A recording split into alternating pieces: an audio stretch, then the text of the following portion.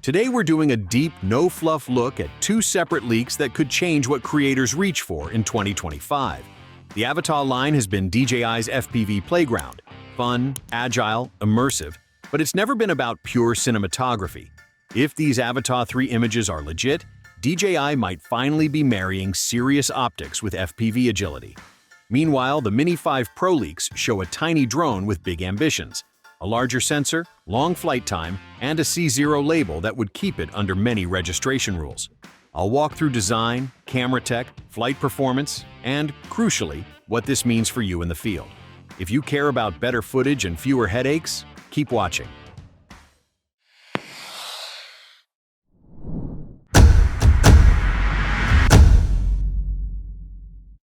The DJI Avata 3 images that just leaked are not random blurry renders. They come from a known leak source who's been active in the DJI community, and the pictures show a much chunkier front camera housing, prototype stickers, and a different battery layout. That combination tells a story. DJI appears to be shifting the weight and internal layout so the camera gets priority. Why does that matter? Because historically, Avata models have been built for immersive, nimble FPV with emphasis on agility. If Avata 3 is getting a camera-first rework, we're looking at a market crossover, an FPV drone that also competes on image quality, not just thrills. That leak traceability is why insiders and outlets are taking this seriously.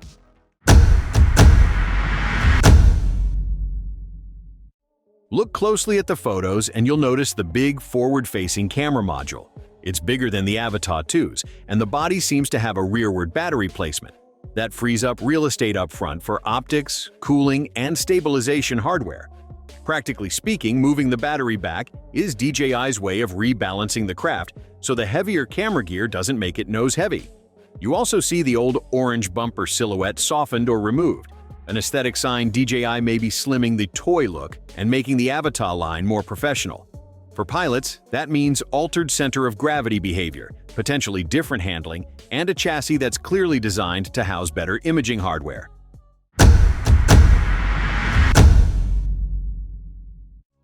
Leaks and rumor roundups suggest DJI could be moving toward a larger sensor in the Avata 3.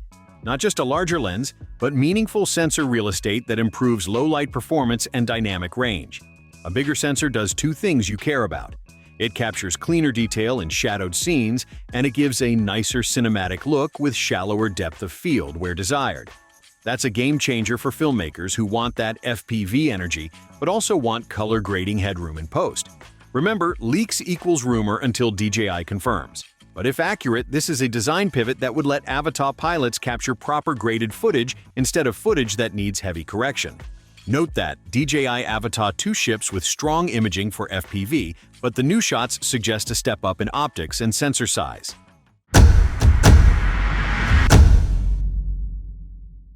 One visually obvious change in some shots is the move toward a 4-blade propeller setup. 4 blades, all else equal, often give more thrust and smoother low RPM control at the expense of slightly reduced top-end efficiency. But DJI can tune motors and aerodynamics to get the best of both worlds. Practically, expect crisper acceleration out of turns, better stability in gusts while filming, and potentially louder, but more responsive flight behavior.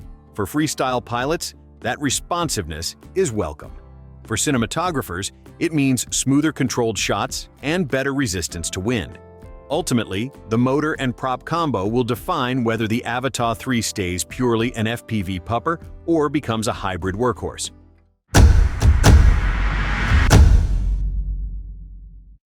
Stabilization is where FPV drones have historically compromised, and nimble flying often means accepting a shakier image.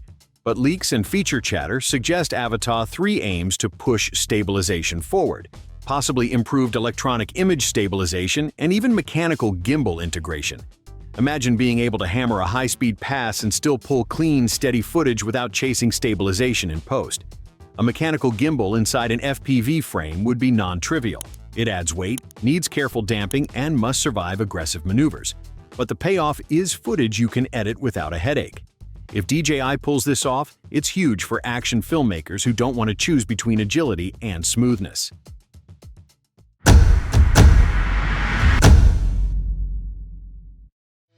The Avata 2 already used modern transmission systems and safety features. The Avata 3 leak chatter hints at expanded obstacle sensing and continued upgrades to DJI's transmission tech. Better omnidirectional sensing reduces collision risk, especially when flying near trees or structures, a boon to both beginners and pros shooting in tight locations. And improved video transmission means clearer live feeds for the goggles and less latency for precise piloting. If DJI combines robust sensors with low-latency feeds, the result is easier, safer FPV flights that still feel connected and immediate. DJI's Avata 2 emphasized stable video and accessible FPV controls. On the other hand, DJI Avata 3 looks like it could build on that foundation.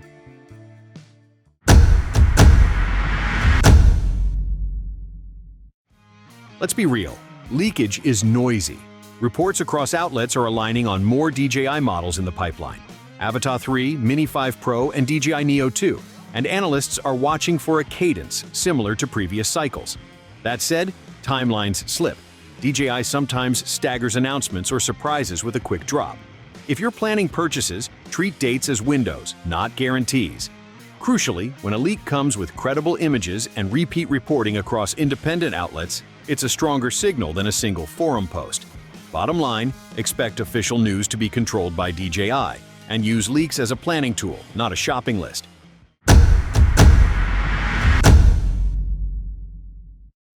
Shift gears. The Mini 5 Pro leaks are showing clear, close-up photos of what appears to be a finished retail unit with a C0 label, which is significant because the C0 sticker implies the craft weighs under 249 grams in many regions. The same leak family is pointing to a 1-inch sensor, improved LiDAR altitude sensing, and changes to the propeller mounting system for quicker swaps. If true, the Mini 5 Pro would be the first time DJI crammed a 1-inch sensor into a palm-sized, ultra-lightweight form while keeping it legally light. That's the holy grail for travel creators who want premium images but hate registering drones and filling forms. These specific hands-on photos have been widely circulated and flagged by reputable drone outlets.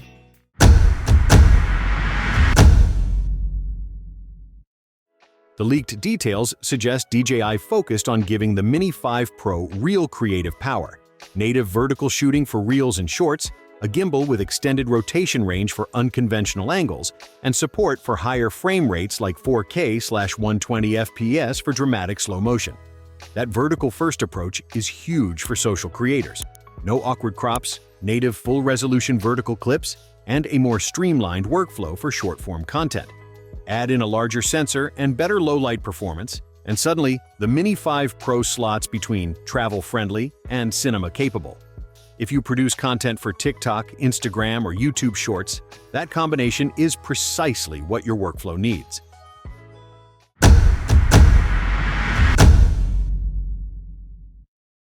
Packaging leaks and some box listings are indicating up to 36 minutes of flight time for the Mini 5 Pro, a meaningful bump over previous models, and rumors point to an optional larger battery for extended sessions. But the real technical tightrope is weight. Keeping that 1-inch sensor and advanced sensors while staying under 249 grams requires clever engineering and weight shaving everywhere else. If DJI manages it, creators win with both performance and regulatory simplicity. If not, the Mini 5 Pro could drift into a heavier category that triggers registration rules. Either outcome changes the buying calculus for travelers and vloggers. If the DJI Mini 5 Pro ships under 249 grams, it's a new benchmark for travel filmmaking. If not, it's still a compact pro tool, but with different legal considerations.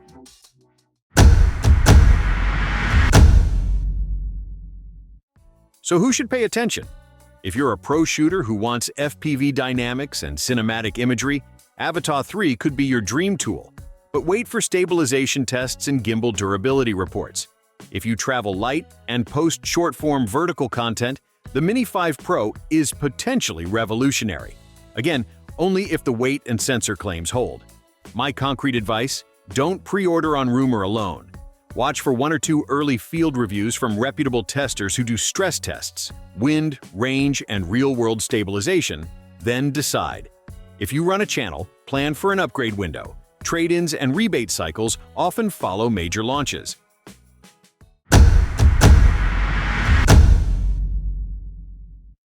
Here's a short practical comparison. Avata 2 equals immersive FPV with solid imaging and 23-minute flight time, great for agility first flying. Avata 3 equals potential camera-first FPV hybrid with larger optics and redesigned internals, probably better for filmmakers who still want FPV energy. Mini 5 Pro equals compact, possibly cinematic drone ideal for travel creators and social-first production. If you need speed and raw maneuverability, lean Avata. If you want tidy cinematic footage and easy transport, Mini 5 Pro, if it stays under 249 grams, could be the go-to. These choices matter more than the brand name. Pick the tool that matches your content priorities.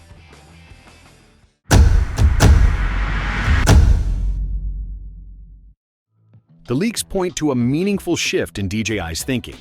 Avata 3 looks like a model that's serious about optics and stabilized footage, while the Mini 5 Pro could make cinematic capture truly pocketable. That said, leak-driven excitement is a trap. Always wait for hands-on reviews from trusted testers before spending. Now the pro tip I promised. When these models land, the single thing you should test first is real-world stabilization under load. Full-speed maneuvers, windy conditions, and low-light time-lapse. If the footage survives those 3 tests without brittle judder or micro vibrations, you've got a keeper. If it doesn't, even great specs won't save the final cut. If you found this useful, smash that like button, subscribe for weekly hands-on breakdowns, and drop a comment. Which would you want us to test first, Avata 3 or Mini 5 Pro? I'll pin the most upvoted request and work to get hands-on footage into a follow-up review. Don't forget to check the description for source links and my gear list. See you in the next one.